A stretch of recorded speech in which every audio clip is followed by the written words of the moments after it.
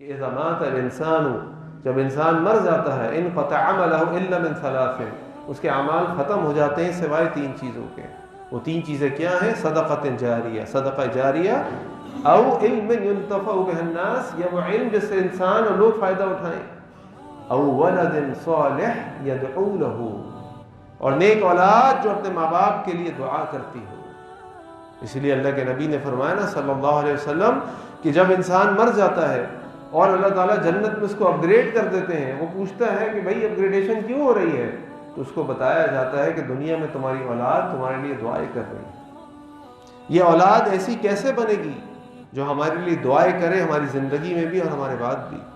یہ اولاد بیٹھے بیٹھے نہیں بنتی، یہ اولاد بیٹھے بیٹھے نہیں ملتی۔ جن کو مل جائے وہ بڑے خوش نصیب ہیں، اللہ تعالیٰ سب کو نیک صالح اولاد دے۔ لیکن دین نے ہمیں یہ سکھایا کہ ایسی اولاد اگر چاہتے ہو تو اس کے لیے محنت کرنی پڑے گی، اس کی تربیت کرنی پڑے گی، اس کو بتانا پڑے گا کہ بیٹا زندگی میں تکلیفیں، آزمائشیں، پریشانیاں سب آئیں گی، لیکن یاد رکھو کہ دنیا ہماری منزل نہیں، ہماری منزل جنت ہے۔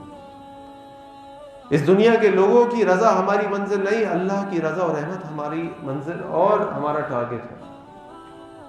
اس اولاد کے لیے محنت کرنی پڑے گی، اس اولاد کی انگلی پکڑ کے اس کو دین کے راستے پر چلانا پڑے گا، کیونکہ اولاد وہی کرتی ہے جو ماں باپ کو دیکھتی ہے۔ اس کو کہنے کی ضرورت نہیں ہوتی، اس کو کر کے دکھانے کی ضرورت ہوتی ہے۔